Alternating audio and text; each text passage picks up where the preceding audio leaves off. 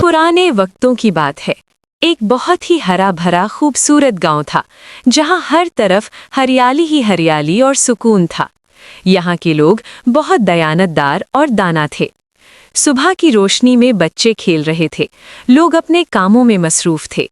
लेकिन एक दूध वाला हर रोज दूध में पानी मिलाकर ज्यादा पैसा कमाता था। इसी गांव में एक बहुत ही दाना और दयानतदार बूढ़ी अम्मा औरत रहती थी।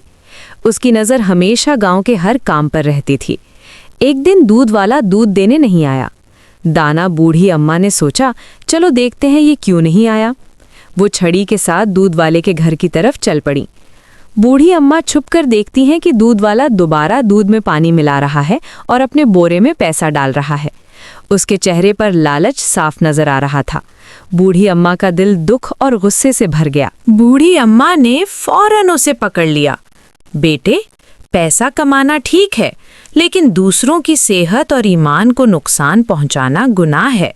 बूढ़ी अम्मा ने सब गांव वालों को बुलाया। दूध वाला शर्मिंदा और उदास खड़ा था। सबके सामने उसने पुलिस भी वहां पहुंच गई, मगर चूंकि उसने अपनी गलती कबूल कर ली और सबसे माफी मांगी, इसलिए सब ने उसे माफ कर दिया। माफ कर दो सब, मैं वादा करता हूं कि आइंदा ऐसा कभी नहीं करूंगा। अब दूध वाला ईमानदारी से काम कर रहा था। बच्चे खुश, लोग खुश और सबको साफ दूध मिल रहा था। बूढ़ी अम्मा ने कहा, बेटे, दुनिया और आखिरत दोनों में कामयाबी ईमानदारी से हासिल होती है। और इस तरह एक लालची दूध वाला भी ईमानदार बन गया।